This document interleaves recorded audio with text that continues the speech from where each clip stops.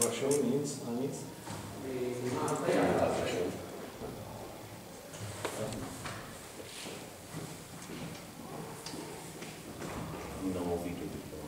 Da, am bănit.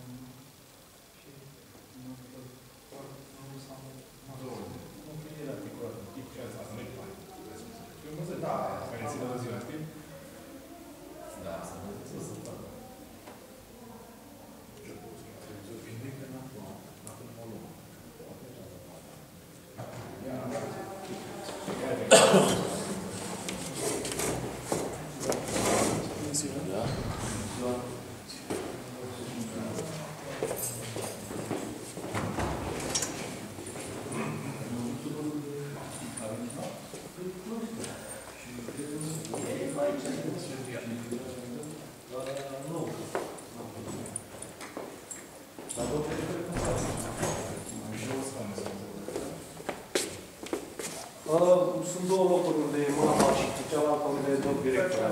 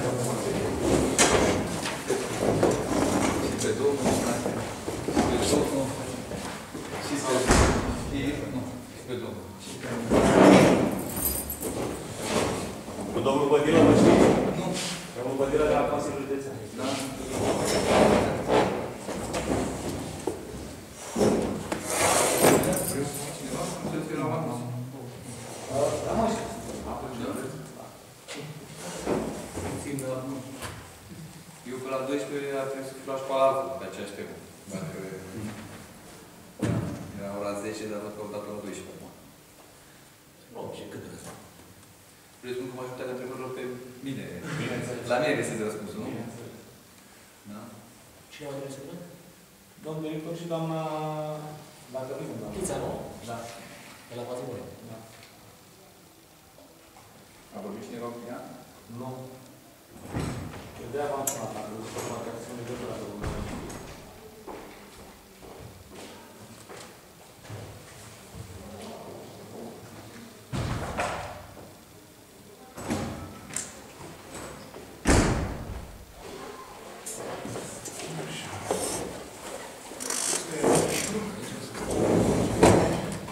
Vine colega. Vine și cu o colegă. Mâine. Dar nu vine?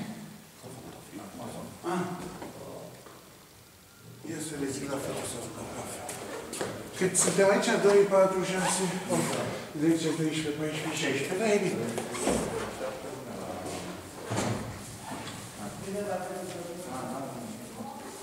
La partea pe dreapta. Super.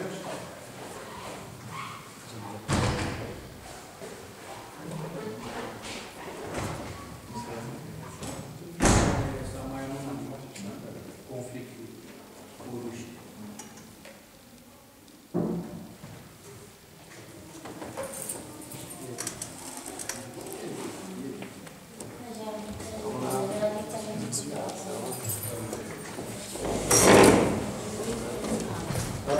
Dacă ne mutăm, vă rog, mai așa.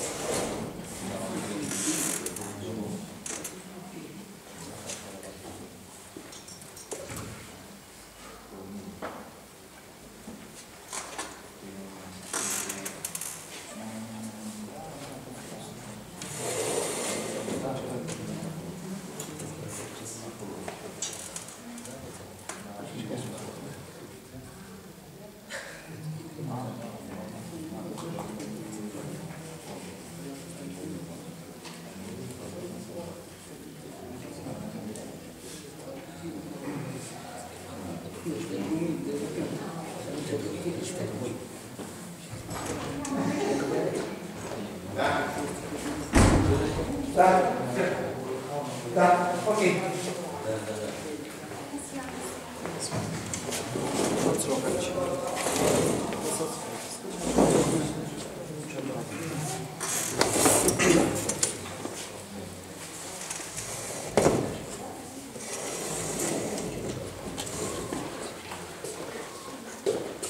Da. Bonjour. Păi, de delegație importantă. Ați venit toți. Eu v-am promis că o să vin. La 3 sunt la ce? Nu ție nu stau. Nu știu numărul. Așa. E mai simplu. Vedeți nu, dacă ai găsit sponsorul la Hristos. Deci nu sunt dolari, nu. Toate cărțile. Ușor, vezi? Nu sunt dolari, nu. Da.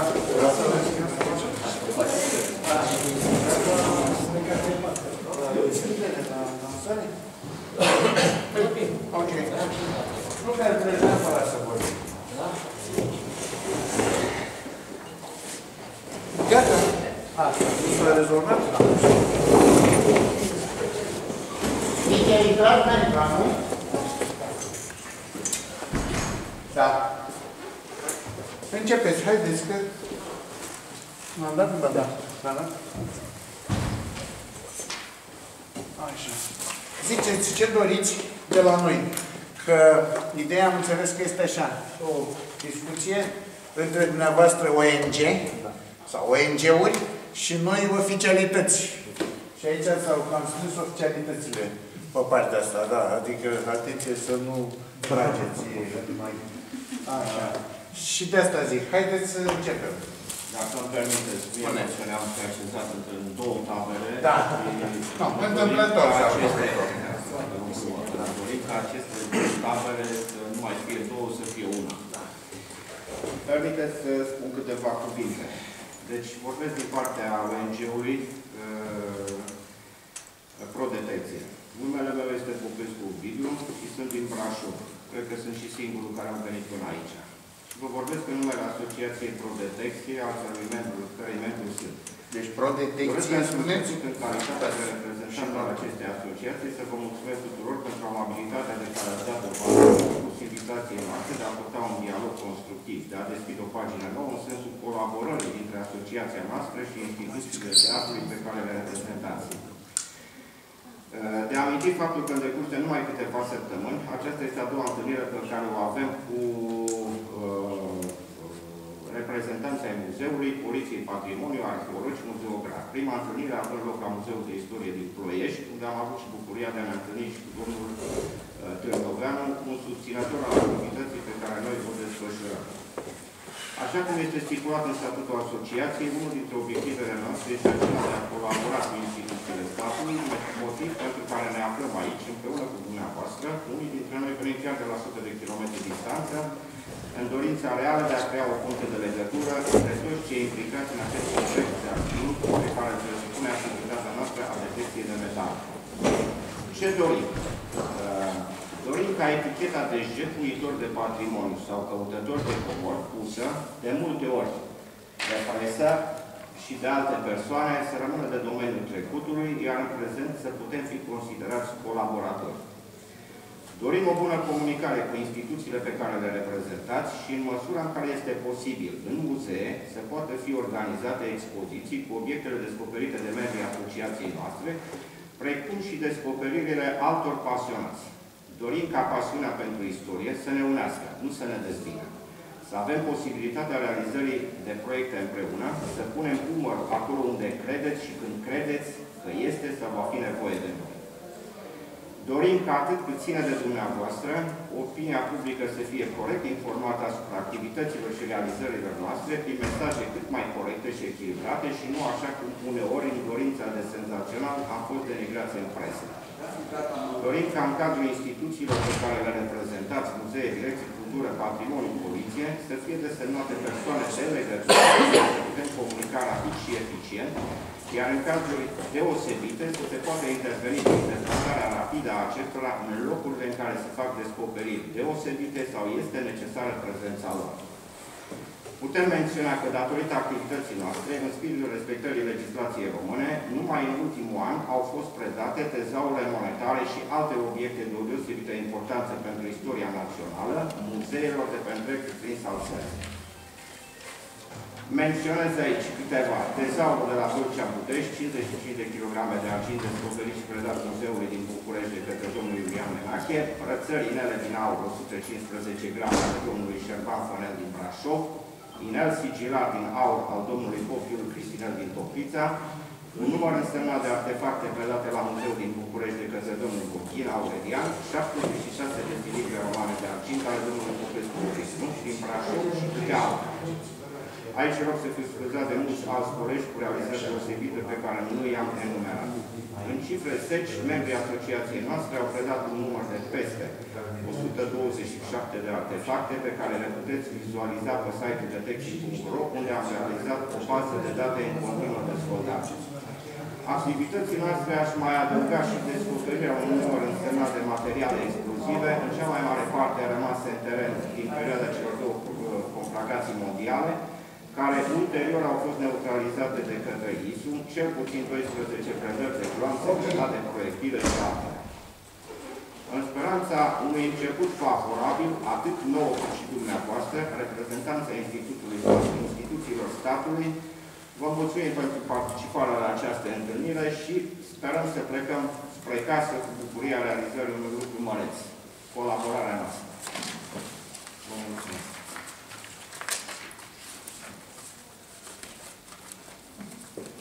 Referitor la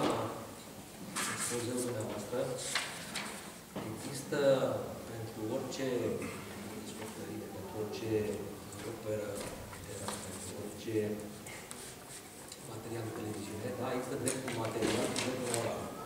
Dreptul material, deci se bazează prin, probabil, recompense care vi se acordă în momentul când predați materialele la muzeu, da? Și după ce ați spus dumneavoastră acum, vreți să faceți expoziții cu obiecte găsite dumneavoastră, există posibilitatea ca să fie, nu neapărat într-o expoziție aparte, dar în cadrul muzeului să fie etichetate materiale care dumneavoastră, nu se spune exact cine a descoperit, când l-a predat și...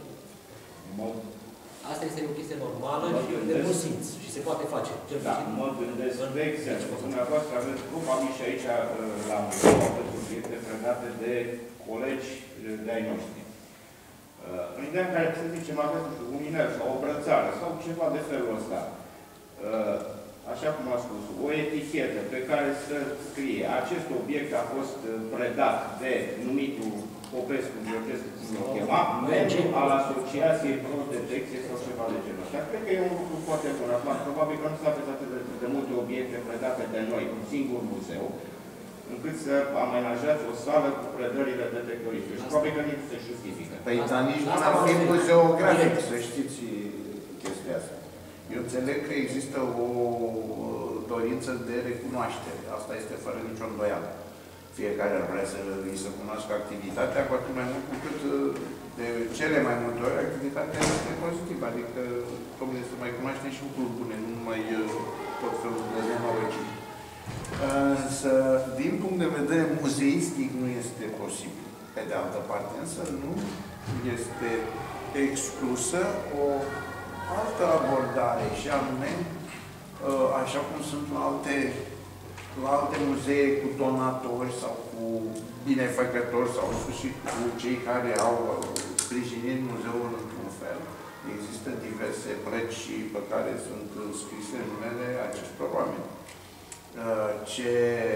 Gândiți-vă ce ar însemna să avem, eu știu, 10-15 descoperiri de epocă romană, diverse tezaure, care să zicem, toată lumea vorbește de monede într-una, monedele care până la urmă sunt cele mai ieftine din toate descoperirile. Gândiți-vă că am plătit sute de mii de dolari pe brățările alea, pe o brățară dacică. Deci niciunul din detectoriștii din țara asta n-a luat 800.000 de dolari pe un tezaur de monede, chiar și de 55 de kilograme, cât zice scrieva. Și apropo, ăsta să face, eu cred că n-a luat. Vorbim de oficial, neoficial o fi luat, dar e treaba lui. Aș vrea să vă precizez că acum se face tare mare văză cu cele 55 de kilograme de 76, că am și o pistă, și atunci debutam în muzeu, în 76 cu tractorul, fără niciun detector, fără nimic, s-au scos 43 de kilograme de aur de deasupra gării Cernavodă și nu s-a putut da niciun premiu celor care lucrau acolo, pentru că și-au împărțit tezaurul, a intervenit miliția la vremea respectivă, l-au adunat cât a reușit să adune și totul când s-a cântărit, erau 43 de kilograme de argint. Deci cantități de astea mari așa s-au mai găsit. Acum, pentru că avem 14.000 de televiziuni, se știe mai bine. Atunci s-a știut în Dobrogea Nouă, care... Dar revenim la, că a fost o paranteză, gândiți-vă la câte tezaure sunt descoperite, că revenim la tezaure, câte tezaure sunt descoperite, unde ar putea fi acestea înghesuite în sălile dedicate romanității, vieții romane în Dobrogea sau în țara românească.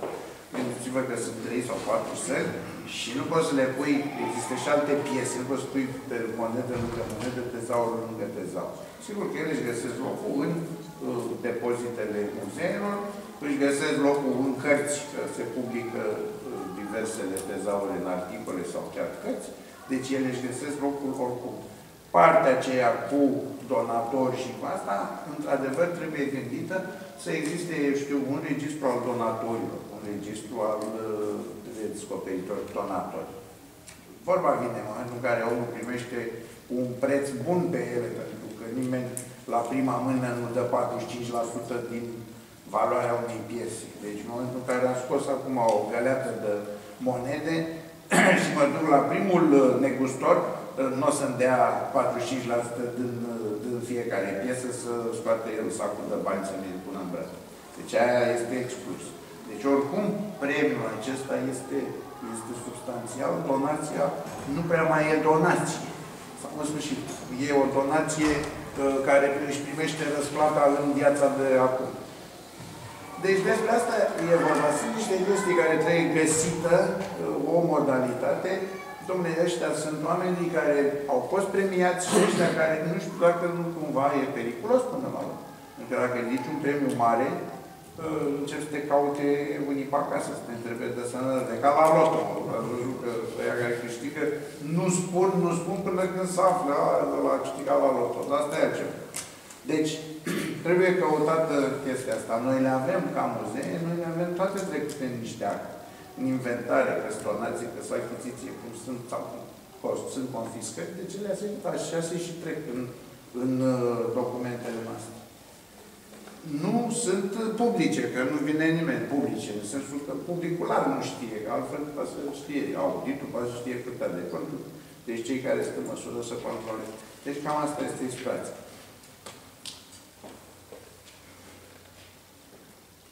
Dar cred că discuția, nu vreau să monopolizez eu discuția, dar cred că discuția ar trebui să se facă, în primul rând, cum se împacă, cum să spunem, pasiunea de căutare a așa ziselor comori ale dumneavoastră, cu arheologia care se practică în mod sistematic și cu pensula Băturica, Șpacul și alte unelte din astea mai finuțe, strat cu strat de 10-15 cm grosime, și să vorbim și pe lege un pic, cam ce am putea în limitele ei să facem, sau